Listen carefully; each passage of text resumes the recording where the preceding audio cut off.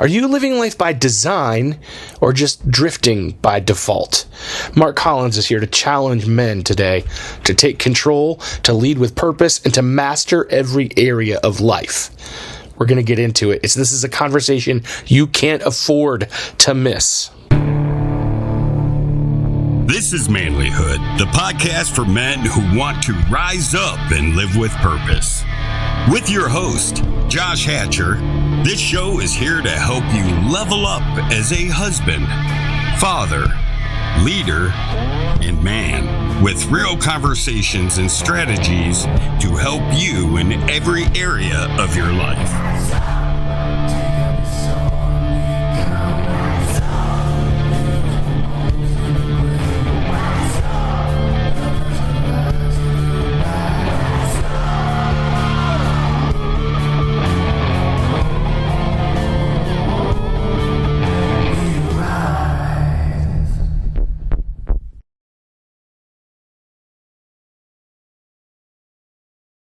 Gentlemen, welcome to Manlihood. This is a podcast for men where men are forged in wisdom, strength, and purpose. I'm your host, Josh Hatcher, and today we're going to dive in deep with Mark Collins.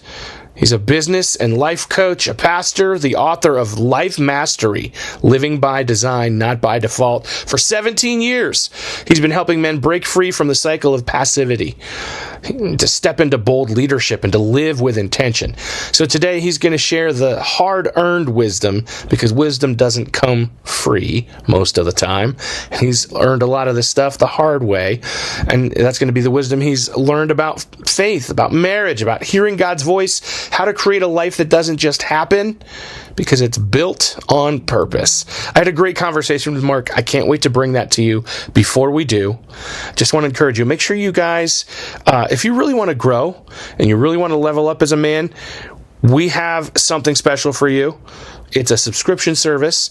It's like Disney Plus, but without all of the annoying woke garbage, without all the annoying cartoons. It's called Manlihood Plus. You can subscribe on YouTube. You can subscribe on Spotify. It's going to be $4.99 a month, and you get exclusive content where you can only get it there. You can only get it on Manlihood Plus. It's going to be stuff that's going to help you grow and level up as a man. So make sure you check it out. Also, don't forget to go to the Manlihood store, because we've got amazing stuff for you. We've got hoodies, t-shirts, hats, jackets, gear that you need. I think we've even got like workout gear.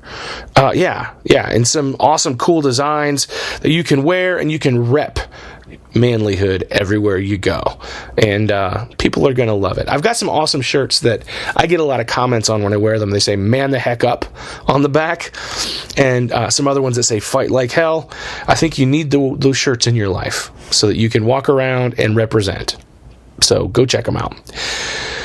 All right, guys, without further ado, let's get into this, because if you're ready to stop drifting and start designing your life, the one that you were meant to live, this episode is for you.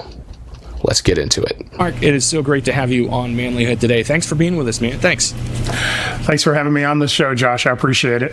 No problem. Hey, I'm really intrigued by the work that you're doing. I love this concept of life mastery. Why don't you talk to me a little bit about the work that you're doing, and then I definitely want to hear your story about how you got into that, but tell me about what it is that you do exactly, if you could.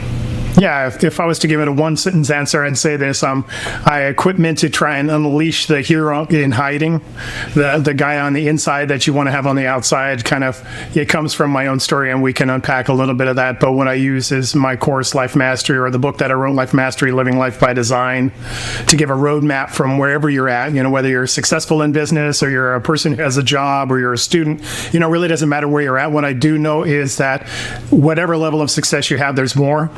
There's more of an impact you're supposed to have in your business and your relationships in life. And so the course and the book that I have, it really was from my own journey of figuring that out and wanting to give that resource to other men. And so I do that through the online course, Life Mastery, and the book that I wrote, Life Mastery, Living Life by Design. Yeah, well, for sure. I think, that's the key with all of this personal development stuff, and with podcasts and courses and all. And there's a lot of people out there doing a lot of this stuff. And that's the truth. And I think I run into a lot of guys out there who are like, well, I'm fine just the way I am. I don't need anybody to tell me. But honestly, when we all go to bed at night, and we all lay our head on the pillow, we all know deep down, no matter how good we think we are at what we do, all of us know when we're honest with ourselves that we're not where we want to be. We all have a dream of something more, something better. We all have regrets about the station that we're at, right? All of us, if we're honest, that's where we're at, right? Yep. Yeah, absolutely. And even, I mean, I don't want to unpack all of it right up front, but what I found in my own life is as I was succeeding in business and getting a college degree and all of that, the challenge was the issues of, in my own life, fear of failure and some of those things I was challenged with and had to overcome. They came along for the ride. I thought when I got involved in the things that I did and had, the levels of success that I did, that all of that stuff would go away. Life would be perfect when you have that goal that you've reached or whatever. So for me, it's making men aware that, hey, first and foremost, while we have that desire on the inside, I believe there's something on the inside telling us there's more. A lot of times we don't have that roadmap. We don't have that path. You have the desire, but you don't know how to get to the destination. And so that's what I try and do is help guys not just have those great theories and ideas and concepts, but to actually have the ABCs of actually living it out. I like that. Yeah, actually make a plan. How do you get there? How do you break it down to what the next step is? So why don't you tell me a little about your story? Like where did you come from? How did you get to this place where you realized, I guess, you were the Gandalf, right, in this story? That's a great analogy. To unpack and then backtrack, I tell people about my course, Life Master, the book, Life Mastery, Living Life by Design. It wasn't a great concept or idea I had. It wasn't a business venture or a desire I had to use it to mentor men, but I do all those things. But what it really was me living out this journey that I had. It wasn't something I gave other people that I thought was a great idea. It's something I lived out in my own life. And in that place, Josh, a lot of times when you find something amazing, fantastic, something that really you had an amazing impact and impression on, you want to share it with the people around you. And so for me, the journey starts with, childhood. And like a lot of us, we're guys that grow up. And in my life, I had a dad who was amazing for where he was at. He grew up without a father, so for him to actually have a father role and do adequately well, at least, was an amazing accomplishment. And I'm not saying he was adequate in any sense, but what my dad was in my own life, in my own childhood, was an image of somebody I couldn't measure up to. Always bigger, better, stronger, and no harm or foul on his part. But as a young man growing up and then struggling in school a little bit with some of the courses that I wasn't really great at, you kind of grow up with this image. And for me, it was an image of, not having the value that I desired, not really measuring up to who I was supposed to be as a man. It wasn't anything that was spoken. It was just that kind of unintentional outcome of a relationship with a father, who raised me the best he could, but, like a lot of us, myself included, didn't do it perfectly. So in the place you grow up, right? And what I tell the guys in my course, the students, the clients that I have, is that you're living from one of two places. You're living from who you were created to be, or what your life has told you were. Right? Your past, your pains, your experiences, the lies that you've believed, right? There's no difference between myself and any other man that I've found in my life. You're either living from who you are, really, who you were created to be on the inside, or what your life has told you. And so for me, what my life told me was that I wasn't as smart or as good or as strong or as, successful as, all of those things that maybe some of the guys in this conversation hear as well. But I was successful on the outside. Right, I created and had a business that we were able to sell. Wasn't the first business, right?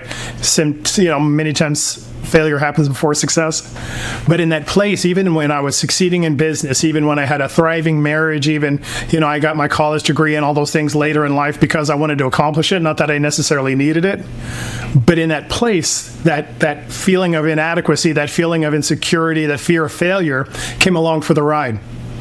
So here I am having a successful business in my life, and for me, it was something that was great on the outside, but on the inside, there was always that internal battle of, that next decision, that next interaction, that next thing is going to, expose that you're not as good as you think you are. It's going to ruin the business, all those things that you tell yourself on the way to success. So then I started to unpack, this understanding of identity. Who am I created to be really?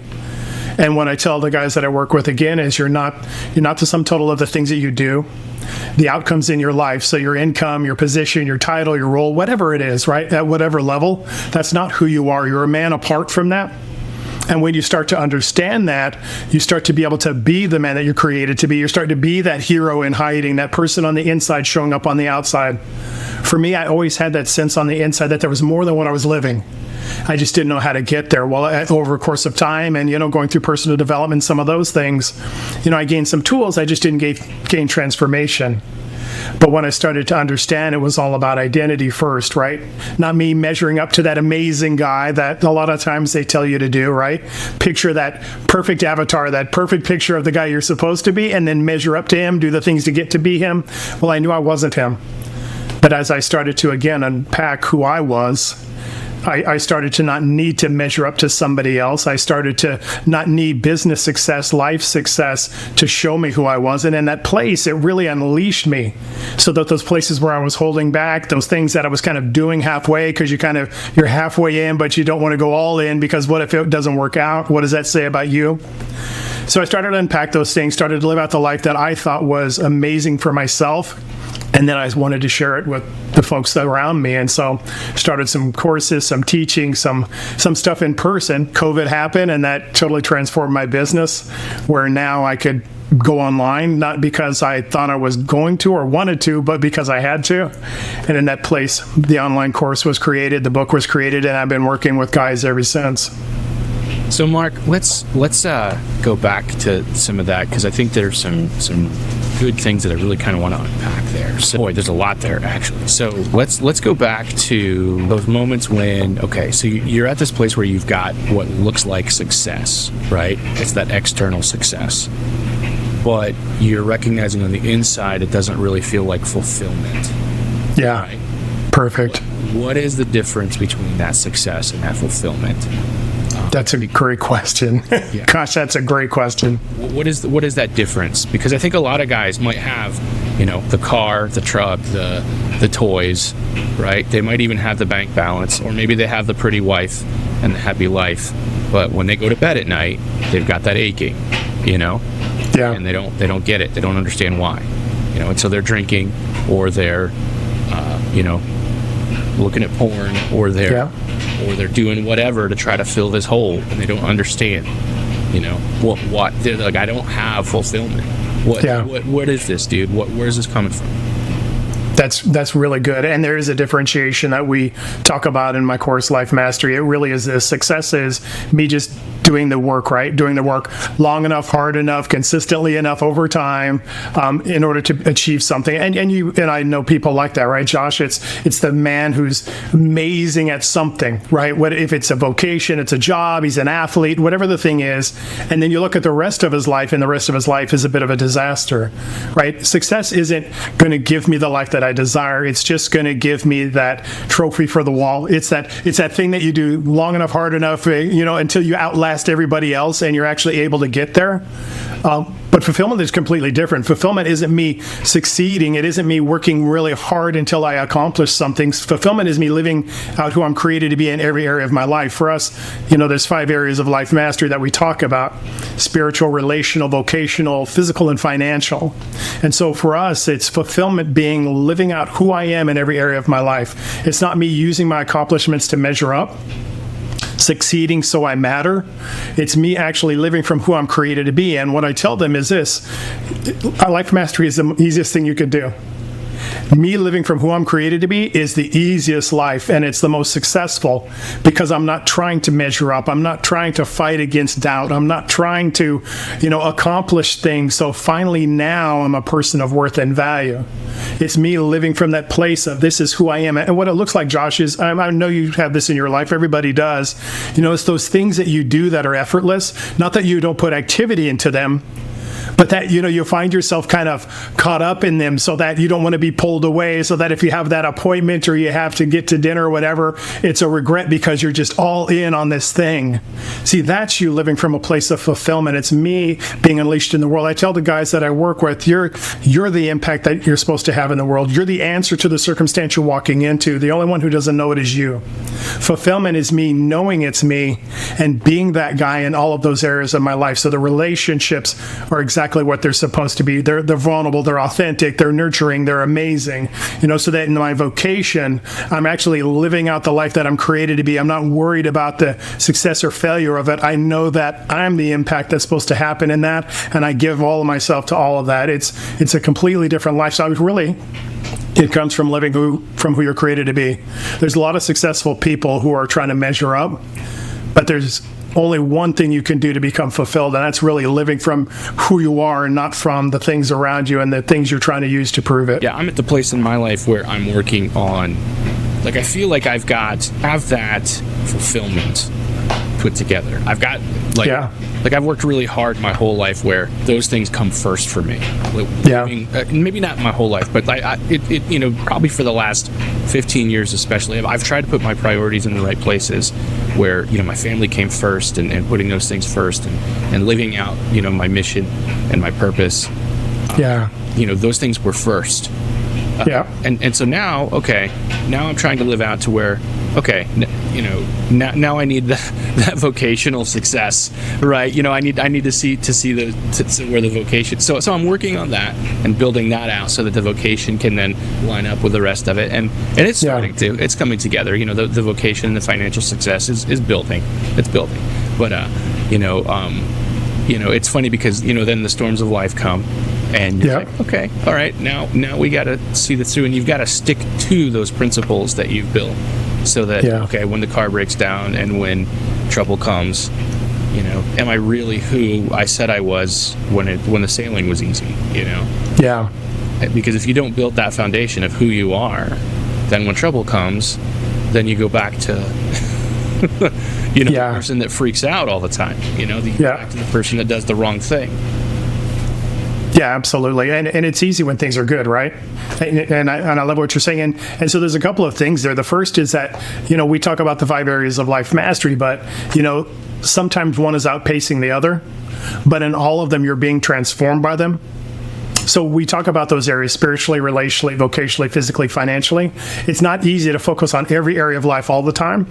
But what you find, and I know you know it yourself, Josh, in your own life, when I build the skill set in the financial arena, right? When I start to build the character of who I'm created to be in that financial area, well, it bleeds over into relationship. It bleeds over into, the physical and staying fit so that I can live a long and healthy life. And, it builds the understanding of identity so that it shows up in every area of life. And then where it happens is when challenge happens. When you do get that flat tire, when you do have that repair job that you need, when you do have that financial hiccup that you have to overcome. And it's in those places that you start to understand what we're building with our guys is this unshakable confidence that I'm the answer to the circumstance I'm walking into. The difference between the two is, it's in the title of my book, Life Mastery, Living Life by Design, Not by Default. Most of our times we're living life by default, which means this: the flat tire happens and then I respond and I got to figure out and I deal with my emotions and I'm trying to figure out whatever the thing is, health issues, challenges, a bad report from your doctor, right? Life happens to everybody. And the difference is that what I'm doing with the people I'm working with is I'm equipping them so that you change and your circumstance changes because of you.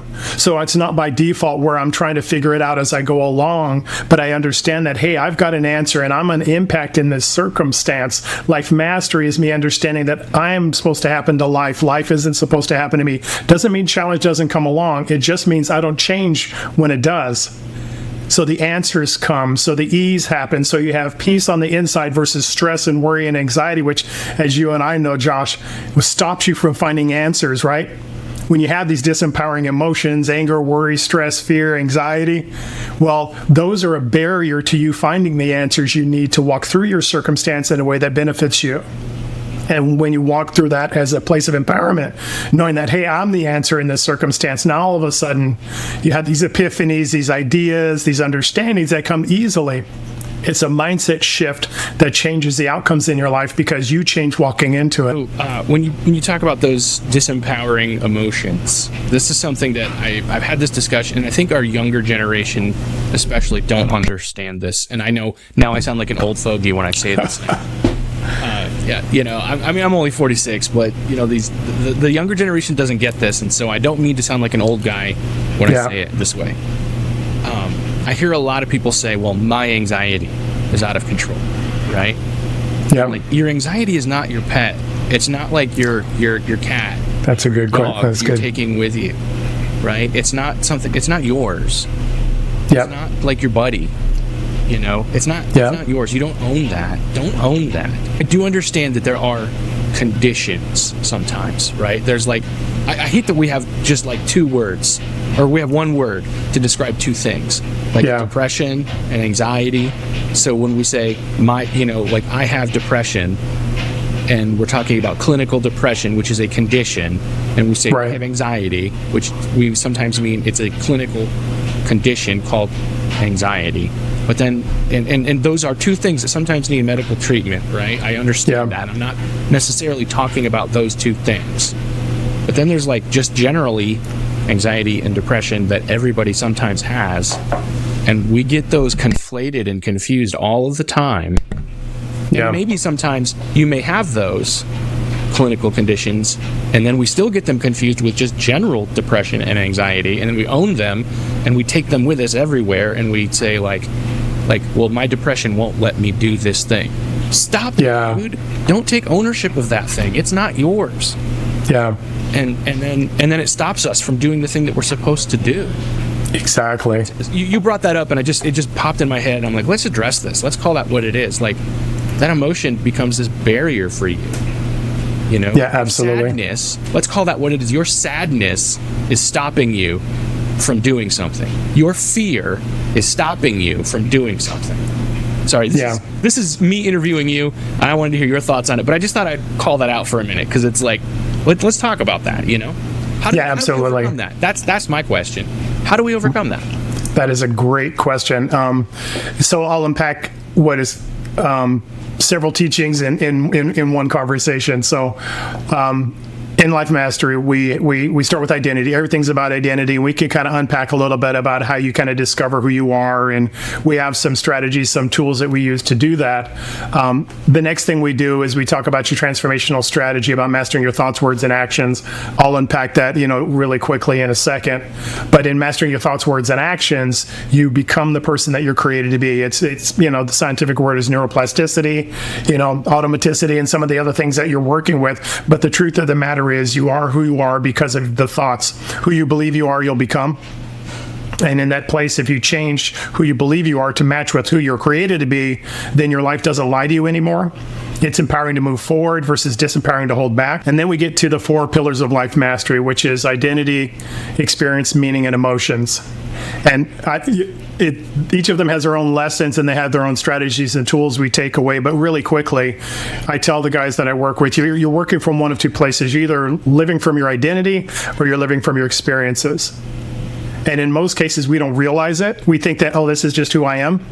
And like you're talking about emotions, right? So we have anger. So we even in personal development spheres, they talk about anger management and managing your emotions. Your emotions aren't something to be managed. They're a response to the life you're living. What I mean is, so I walk through an experience. I have a death in my family. I have a challenge that I walk through. My mother, she passed away in April.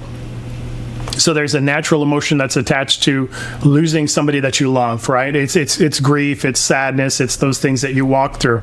That emotion is a reality, and it's a response to an actual circumstance in our life. The challenge is that most of the time, that anxiety you're talking about, anxiety, fear, worry, the thing that was waking me up at 3 o'clock in the morning, worried that we're not going to make payroll, worried that there was a business decision I made that would have a negative impact on our bottom line, right? Those things, and that worry that in the relationship I have, where we had a disagreement, so does this mean that we're not working out and we're going to get a divorce, right? Those things that you think about are responses to a meaning you give to your experience.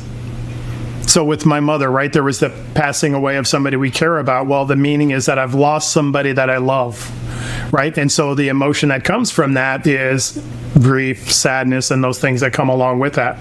I tell the guys I work with, the emotion is the only honest thing in the conversation. And what I mean is this: if my wife and I have a disagreement, and that disagreement carries off into the next day, who I believe I am in relationships, right? The success or failure I've had in past relationships tells me what the outcome of is going to be of this one.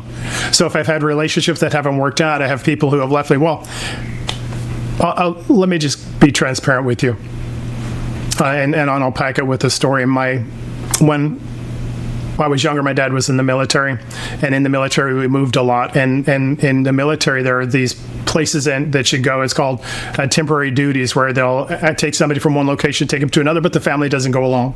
So for that circumstance, my father was moved to a different country for a period of time to do work for the Air Force. He was in the Air Force. Well, my mom was left with us, my 3 sisters, myself, and a household to manage. And it wasn't something that she could cope with well. And so she had a nervous breakdown when I was 5 years old. And with that nervous breakdown, she was hospitalized, taken away.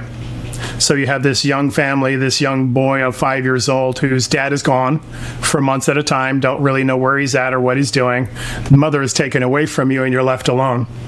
Well, my 3 sisters and myself, we had family, and it's a lot of responsibility. So each of my mom's siblings, my uncles and aunts, took one of us into their household until my father could come back from the foreign country and my mother could be taken care of and released from hospital. So now you've lost everybody that you've known. Your sisters and the ones you're close to are gone. Your parents are gone. And in that place, there was an identity that was given to me. It was something that, you just kind of make up it to try and figure out your situation. For me, it was this: the people that love you leave you. And come to find out, that lie that I believe from my experiences worked its way out in relationships, so that when there were struggles or challenges where we had disagreement or whatever, all of a sudden these emotions, this fear and this worry, this stress came up because this young boy created an identity that said people who love you leave you. So fast forward today, if my wife and I were walking through a disagreement and I had an identity that says that people who love you leave you, well, now all of a sudden there's this emotion that comes up. It's fear, it's worry, it's stress, it's anxiousness, because we're not doing well, so things are going to happen. That's what I mean when I say the emotion is the only honest thing in the conversation. Because if the truth was everybody who loves me leaves me, then the proper response would be that fear, that worry, that stress. The problem is that we're living from a lie. So bringing it back to the 4 pillars of life mastery, you're either living from who you're created to be, or you're living from your experiences. In that place of living from experiences, you create a meaning. The meaning isn't really about the experience, it's about you and the experience. It's an identity statement. When I'm not doing well in school, oh, you're not as smart as everybody else. When business is struggling, you're not meant for that. Just go get a job. You're not this guy, right? When things aren't working out, well, that's just not you, or you're just not good enough, or whatever, right? We have these identity statements that we take, and in that identity statement, we create emotions in response to them. The problem is most people try and manage them. We try and manage something that we're meant to overcome. And so what we try and do in the course is to give them the tools and the strategies to first off unpack the truth. For that young boy, the truth was, it wasn't that he was loved, it's that his father had a responsibility and his mother had an emotional challenge that she wasn't able to walk through on her own. It had no reflection on who I was or their love for me. It was just a circumstance that I was in the midst of. And in understanding that truth, it relieved me from so much stress and worry in my life, so that I wasn't on pins and needles in relationships when they didn't work out. I didn't try and prove myself. I didn't try and overmanage, the marriage.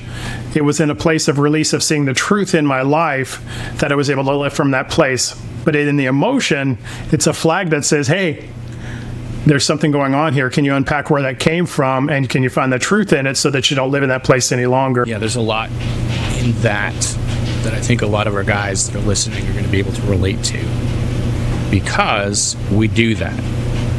We latch on to this identity statement and we make that, like, even something as simple as you talked about business, like an identity statement. Like we have a failure, maybe we have a job and we don't do very well in sales, so we say, I'm not a salesman. Yeah. Do you know what I mean? Like, that's an identity statement. That's, I am not a salesman. And we keep saying that over and over again. Like we latch onto this statement of identity. And maybe it's something you, like when we're younger, like I'm not smart or I am dumb, because somebody told us that and we believe it. Yep. And then it influences everything that somebody says to us, because we hate that statement. We don't like that statement. We don't want to hear that statement. Then when my wife gets mad at me because, she doesn't even have to say that you're dumb, but she says something that makes you feel dumb, and then you get mad at her.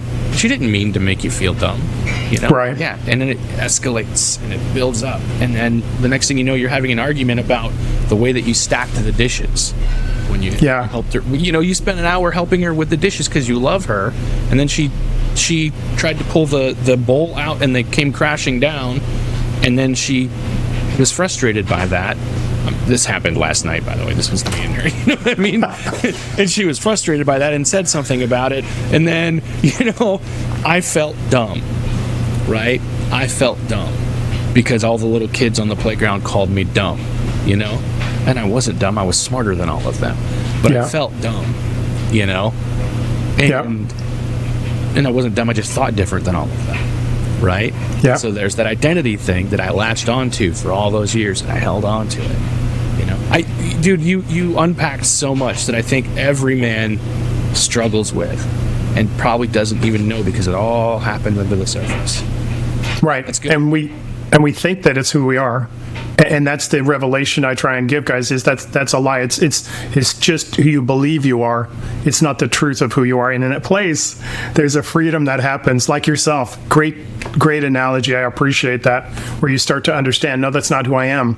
And that's why when you change one area of your life, whether it's business or relationship, spiritual, whatever it is, it changes all the areas of your life because you've changed. Now you see who you are. And like yourself, right? One interaction changed relationships from that point forward. But now that you realize that, you're able to live from the place of who you are and not allowing your experiences to identify you any longer. How does it go from one area of your life to the other areas of your life? How do you? Yeah. How does that bleed over? Like I know you said you change, but sometimes it doesn't always. How do you get that consistency? That's a great question, Josh. And I think, if I could piggyback on your analogy, it reminded me of something in my own life. Transferring from first grade to second grade and having a conversation between my parents and the teacher with me there, telling them that they should hold me back, that I wasn't ready to advance. Well, again, identity statement to a young man is that I'm not as smart as everybody else. And it played itself out in business and relationship, and just to be transparent in my own life. For years in my marriage, before I was walking through this life mastery journey, my wife would ask me to do stuff. And she's asking me because she thinks I'm, the handyman for everything. Fix my phone, change the light, do whatever. And there's things I'm good at and things I'm not. But there would be this place of anger when she would be asking me to do something that I couldn't do. Whether it's fixing her phone, she has Android, I have iPhone, right? It's, whatever it is, fix the light or, fix the car or whatever the thing is, right? The thing that they're asking you to do. And so it would trigger this anger, right? In my life, because it was an identity statement that you're not as smart as everybody else. Well, if I can't fix the thing, now all of a sudden I'm proving that statement right. I'm proving my fear right, that I'm not as smart as, versus my hope, which is I am as smart as, I am qualified, I am somebody of great worth and value. Well, that educational issue bled into a relational issue. When you go back and you understand, no, but what was the truth? The truth was maybe you weren't developed at that time, but the struggles I had back then, I graduated from college as an adult. So it wasn't that I didn't have the intellect or the understanding. It may have been teaching, it may have been timing, it may have been age, but I wasn't somebody who wasn't as smart as. I was in a developmental stage that wasn't the same as, like you said in your own life. So an educational issue became a relational issue. Well, when I unpack the truth of who I am, when I see myself from the truth of who I was created to be, not from the life that I've lived, now all of a sudden when my wife is asking me to do things, it's not an identity statement of, if I don't do it, I'm not smart. It's an identity statement of, oh, okay, well, whether I can succeed or fail at this thing has zero difference in who I'm created to be. And in that place, like with all the guys that I work with, you start to give yourself permission to be bold. Whether it's in business or relationship, you give yourself permission to have your family members, your relational members be the same as they want to be, not who you need them to be. I tell the guys this, I say, if you're not living from who you're created to be, your world has to make up the difference. If I'm not living in my relationship with my wife from who I'm created to be, she has to make up the difference. So in that place where I feel like, I'm not as smart as, she needs to make sure that she doesn't give me anything that stresses me. And if she does, then, there's those responses, same thing as you. So how does it bleed from one area to another? Well, who I'm created to be happens in every area of my life. And it doesn't change depending on the circumstance, because I don't change walking into the circumstance. Because again, my world isn't going to tell me who I am.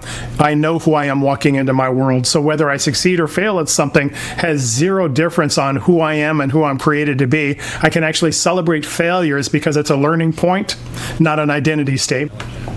Makes good sense. Makes really good sense. So you talked about some of the tools that you've kind of put together in your course, in your book. Maybe you could walk us through maybe a couple helpful tools that might help some of our men through that process. Could you walk us through some? Yeah, absolutely. Let me give you one for identity and one for our transformational strategies. So we start with an I am statement. So identity is who are you created to be, right? It's not your title, your role, your income, all of those things. It's who you are apart from those things. Those things are an outworking of your identity. They don't create your identity. And so in that place, we start with an I am statement. Who are you created to be? I'm a man of faith, so with me it starts with the conversation of, God, who did you make me to be? But even if you're not a person of faith, there's this innate understanding on the inside that there's value and worth in me, right? So who am I created to be? I'm a man of character and value. I'm a man of relationship and worth. I'm a man who's black and white. I love the fact that I'm all in on the things that I'm in. I'm committed to the things I'm committed to from start till finish. I care easily. I love often. I am emotionally invested in those people that matter to me, right? Whatever the statement is, right? That's just an example of what it could be. But in none of those do you find my title, my role, my value, and my income, or what possessions I have. So who are you? We also do a couple of other things that, I'll say really quickly. I ask them to do a celebration list. I've done 100. I ask them to do 20. I do an accomplishment list. I've done 100. I ask them to do 20. The celebration list is really you celebrating you, because the more you can celebrate you, the more you see the value in you, the less you worry about, I'm only as good as. If we're getting along, I'm great. If I've succeeded at work, we're great. If I've got that promotion, we're great, right? You celebrate you apart from the things you do, because when you start to see who you're created to be, you start to see the value in you. And in that place, I'm not asking my life around me to make up the difference. And then the accomplishment list for guys is one of the things that I work on, because a lot of times we devalue our role and the things that we do as a standard. So I do 100. And if you want to do 100, please do 100 as an accomplishment list, because when you get past 10, 15, 20, all the marquee ones, all the big ones are gone. So on my list, I have things like, we've owned 10 vehicles in our household. I pay my bills on time. I showed up to work on time from the first of work to the end of work, right? All of these standard things that we do. I wake up in the morning. I do my role. I take out the trash. Whatever the thing is, you think that it's nothing. But the truth of the matter is, every man has a track record of success in his life. He has a track record of accomplishment. So when you have those lies that say, the business isn't working well, you're going to fail, this is going to be a failure, everybody's going to know that you're not good at it, right? You have this ammunition, this tool that says, no, I've got a track record of accomplishment. It doesn't mean I'm perfect. What it does mean is I'm consistently doing things and accomplishing them in my life. And so those big dreams that I have, or that relationship I'm trying to walk in, or that job I'm trying to go for, now all of a sudden I know I have a track record walking in. I'm not worried about, what if what happened last time happened this time? Well, what if what you do consistently shows up this time as well, which means this: you consistently accomplish things every day of your life. And when you give yourself credit for the small things, you give yourself permission for the big ones. But we think that we need that trophy on the wall, right? We need that Super Bowl ring. We need that Olympic gold medal before we matter. And anybody who's had great success in their life is there because they've succeeded and appreciated the small things that they've done along the way. Nobody ignores all the things that they've done and actually accomplishes great things, because you don't have the energy to outlast the issues if you don't celebrate the incremental increase in accomplishments you've had. So that's what we do as far as kind of establishing and creating identity. And then really quickly, transforming your life, transformational strategies, mastering your thoughts, words, and actions. The truth of the matter is, you are who you believe you are. So if you want to change, so if that person on the inside, right, the person I knew I could be, but I never saw in my life, if I want to see that guy show up, the first way to do it is to change your thoughts. How do you change your thoughts? Well, you give yourself ammunition with the truth to overcome the lies. We've just given you 3 of them. Your I am statement, your celebration list, your accomplishment list. When I remind myself of those things, when I remind myself in the morning of who I am, come to find out that guy shows up during the day. He shows up in my business. He shows up in relationship. He shows up when stress happens. So that I'm not trying to overcome the issues around me. I know that I'm the answer to the issues I'm walking into. So mastering your thoughts, who you think you are, you'll become. So what if you changed your thoughts to who you were created to be, not what your life told you you were? Your life would be transformed, as we've talked about already, in every area of your life. I talk about that a lot here on this podcast and some of my other places, and as I'm working with Ben too. Like, I think about, like, I've heard that Hitler said that if you, and I don't know if Hitler said this, but I've heard that Hitler said, if you tell people a lie enough times, they'll believe that it's true, right? Yeah. So imagine how much more powerful the truth would be if you tell people the truth enough that people will believe that it's true. Yes. Right? And so that's one of those things that I like to say, like if you're having a hard time believing the truth about yourself, then start, write it down on a Post-it, put it on your mirror, and every time you brush your teeth, read it out loud.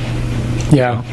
Every day, read that to yourself until you believe it. And then, that's the kind of thing I think we need to do, and get it in your head, so that you actually believe it. Because I think we go wrong.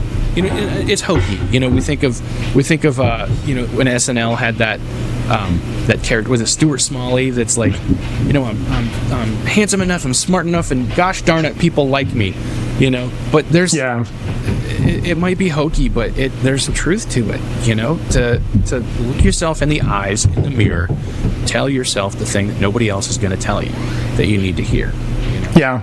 And I think, Josh, if I could differentiate a couple of things, like you talked about with the TV character, a lot of times we think that we're just supposed to write this statement of, the perfect person that I want to be. And that's why we always start with identity, because that really was kind of the shortcoming of the personal development programs I really tried to use. They bring change. They don't bring transformation. And in our life, if you don't have transformation, you'll always go back to who you used to be. And for me, in those personal development programs, it was always trying to measure up to this kind of perfect, ideal example of a person. And to me, that's a lie, because I'm not that idealized person. I know that. And so I sabotage myself when I see that. But when you start from a place of who am I created to be, and you find worth and value in the celebration and accomplishment, now all of a sudden those statements that you and I are talking about, they're truthful. And the truth of the matter is, 60 to 70,000 thoughts a day every person has. And how many of those are negative? And if you're going to overcome those in order to live the life you're created for, like you talked about, it's going to have to be intentional. I'm sorry, this isn't a get transformed quick scheme of I just say it once and now I become it. For me, I'm 59 years old, going to be 60 this year. I've had 59 years, take the first 10 off. I've had 49 years of my life telling me who I am, apart from this life mastery journey. If I'm going to change from that, then it's going to take an investment of consistency over time. But the truth of the matter is, transformation happens when you're consistent over time. How do you transform your life? Science shows what we already know, which is that you transform your life by consistently changing your thoughts, your words, and your actions. When you do that, there's actually neurological changes that take place, so that guy that you want to be actually shows up. But yeah, you're right. It's with intention. It's reminding yourself. If I remind myself in the morning, I see myself during the day. If I don't remind myself in the morning, now all of a sudden life gets to tell me who I am, and I start responding to it, and I start behind the 8 ball, so to speak, rather than starting from a place of victory. Right. Yeah, I agree with you too that the personal development field is full of a lot of people who they do the whole vision board thing and let me picture what I want to see, and then like I'm a successful millionaire, and you say that until it happens. I don't mean that, for sure. Definitely saying the thing that's true about yourself. Yeah, I love that. That's what I want to see. Because there's a power in that, just embracing it. Sometimes the truth might be, I've really messed this up, but I'm going to turn it around. Yeah, exactly. There's power in that. Josh, you're an addict. You need to just but you're going to get free from this. That was something powerful. Like I've been struggling with food addiction, getting that right. And so looking myself in the mirror without my shirt on and saying, Josh, you're fat, but you're going to turn this around, has been really helpful for me. You know? And, not avoiding the fact that that's where I've been, has been really helpful for me to turn that around. And, I think that there's power in speaking that truth, like you said, the truth of the matter, including sometimes the painful and hard truths. There's a power in that, and that's been a big and a real powerful thing. Yeah, absolutely. I totally agree. And the thing is, what we're doing is, again, fulfillment, right? It's me living at the highest level that I'm capable of in every area of my life. It doesn't mean, like you said, that everybody's going to be a millionaire. And vision boards are great. The problem is I identify with my things, not with who I am. And so a lot of times there comes with the outcome of that. So now that I have a Mercedes, I'm somebody who matters. Now that I've gotten $1 million, I've gotten a house, whatever the thing is, it doesn't mean that possessions aren't nice. There's really nice possessions and they're beautiful things. The problem is when they start to become your identity, because sometimes that vision board is, I matter when I have that. Versus, no, I matter right now. And as I unleash who I am, the hero in hiding, I'll have the things that I have. And whether you're a millionaire or not, I guarantee you'll have a life that is amazing because you literally believe you're just living out who you're created to be, like you and what you're talking about in the areas of your life. When you live from that place, it's more satisfying than any possession you could have. Possessions are great and they come along as, part of that accomplishment. But who you are in the midst of it is the thing that's the victory.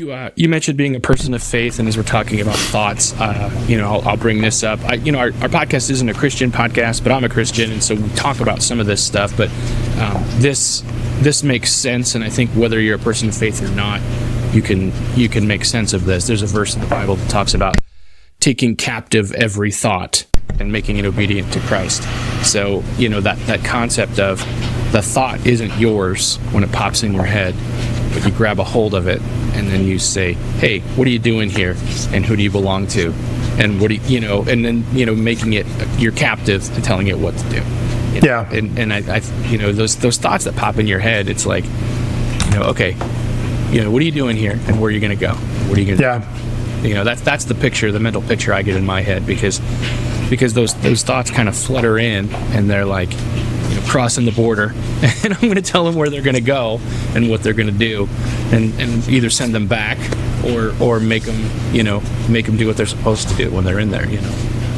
Yeah, absolutely. And again, I'm a man of faith, so obviously scripture is something that I've incorporated because it's foundational to everything I do. There's again in the Bible, there's a scripture that says, Proverbs 23:7, as he thinks in his heart, so is he. A lot of times we look at them as philosophy when they're actually instruction. So again, if who I believe in my heart I am, then I change who I am by changing what I believe about myself in my heart, which is in your thoughts. So yeah, there's truth in there. That truth is universal. And so whether you're a person of faith or not a person of faith, they still apply, just like gravity is universal. Whether you believe in it or not, it'll still apply if you jump off a building. So, you can use universal truths to change your life. As a person of faith, I have a grounding in that and a foundation, but yeah, you're absolutely right. Yeah, for sure. Yeah, and I found that a lot of people who approach that truth in that way end up realizing how true it is. So yeah, that's a great way of putting it. I have a lot of guys who listen to the podcast and they're like, I thought it was a whole bunch of hogwash, but the more I think about it, the more I see what's happening in the world, it starts to make a lot more sense to me. So, all right, let's talk about that. Yeah. So, Mark, I like to ask all of my guests a few questions, get their perspective on it, and I love it because I get a lot of different perspectives, and I think that's one of the things I love about this podcast is just having all kinds of guests talk about all kinds of different ways that they see the world, and it's been really interesting. So the first question that I ask all my guests is this: what does it take to be a man? That is a really good question. What does it take to be a man? I think first and foremost to understand that you are one. That it's not a title or a rule to measure up to, but it's a person to be lived out. And so, again, it all comes back to identity. I think there's a definition in the world of what a man looks like, and it can change depending on the group you talk to. But all of it is superficial, and all of it is outward focused. for myself and my rules and whatever it is, husband, father, right? I'm first a man. And in that place, that means I have the characteristics of a man. I have the character. I have the drive. I have those things that I celebrate. I have the levels of testosterone that I have. I have that, that desire to be a leader, a desire to be a hero, a desire to be somebody of worth.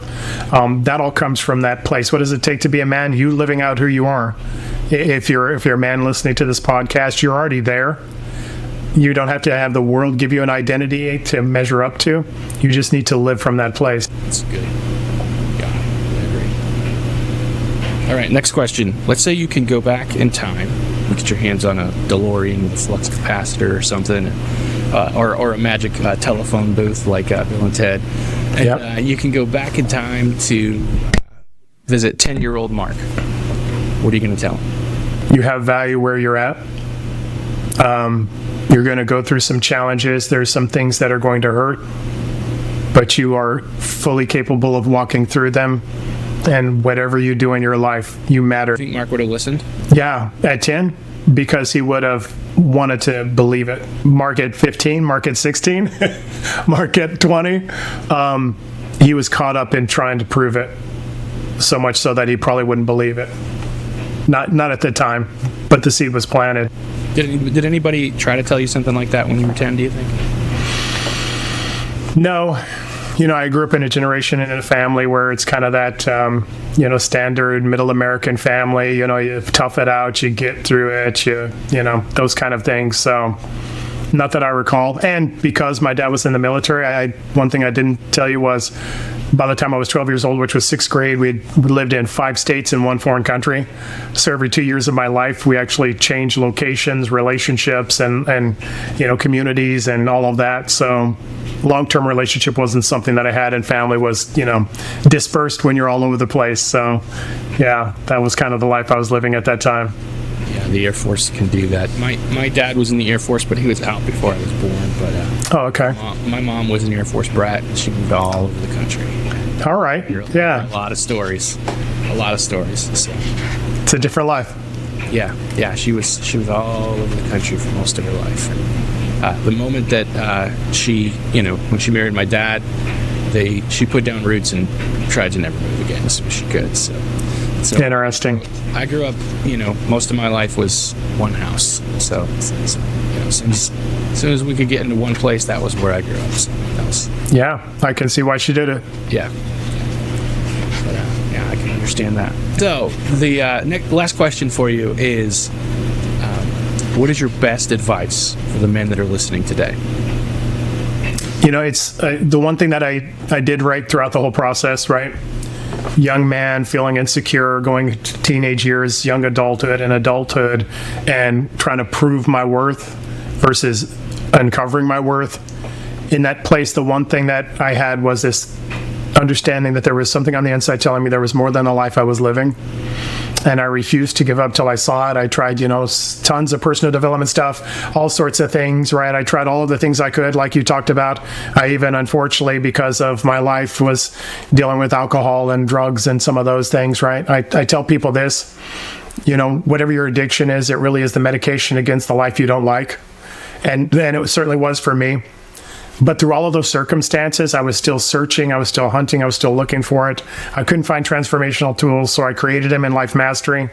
But in that time, the one thing I did right was I refused to give up, even though I failed or fell down or I didn't accomplish it or whatever, in the times that it didn't work out. I refused to give up on myself. And so for any guy that's out there, it's that thing. It's betting on yourself one more time. I don't know if, this conversation leads you to try and Life Mastery or something else, or believe in yourself again, or to try and, create some of these tools that we've talked about. But what I would want to give you is this: bet on yourself one more time. You're not wrong. There's more than the life that you're living, whatever level of success you are. I deal with and I talk with and I hear from people who are in the multi-million-dollar sphere who are still dealing with fear of failure and insecurity. They're managing things that they have the ability to have victory over if they would just believe they could. So this is the one thing: bet on yourself one more time, believe that it's true, and refuse to give up until you find the tools that can give you that transformation you're looking for. It's out there. As long as you don't give up, you'll find. Mark, if our guests want to connect with you, they want to know more about Life Mastery, what's the best way for that to happen? Yeah, I appreciate the question. I try and be a one-stop shop, so I have a website. It's freedom-4-life.net. freedom-4-life.net. My course is out there, Life Mastery. You can purchase my book out there as well, Life Mastery, Living Life by Design. The book can also be purchased on Amazon, but look me up as Mark with a K, Mark W. Collins. Come to find out there's a lot of Mark Collins authors out there, so I use the W to try and differentiate myself, but all of that can be found on my website as well. And one thing I would invite you to as well is there's what I call a discovery tool. It's quick 40 questions. You take your score at the end, and it lets you know where you're at in your life mastery journey and what's the next step you can take in that journey. It's totally free, so that's on my website as well. But that's where everything's at that I try and give people. Awesome. We'll make sure to link you in the show notes too. So if you're listening to this, if you click the show notes, you'll see the links to go check out Mark as well. So, hey man, I really appreciate this conversation. It's been enlightening. It's been helpful, and I appreciate you taking the time to talk to us today, man. It's been a great conversation. I really appreciate your time, Josh. Same here, man. Appreciate you very much. Thank you. Mark, thank you so much for this conversation. I really appreciate you. I appreciate your encouragement. This episode has been eye-opening and encouraging and enlightening for me, and I hope that it's helpful for our guests as well. Guys, if you are wanting to grow, check out Mark's stuff. The links are in the show notes. If you guys want to connect with us, go to the Man Cave, the Manlihood Man Cave on Facebook. Join the group. We'll let you in if you're a man. Answer the questions so we know who you are, and we'd love to have you there. Let's get you in there. Let's have some conversations. Let's level each other up. That's what we do in the Man Cave. As always, guys, I love you. I'm proud of you, and I'll see you next time. Thanks for being part of Manlihood. Now it's time for you to rise up and take action. Join the Manlihood Man Cave, our free Facebook group, and connect with the other men on the same journey. Don't forget to subscribe, leave a review, and share that episode with a friend. For more, visit manlihood.com.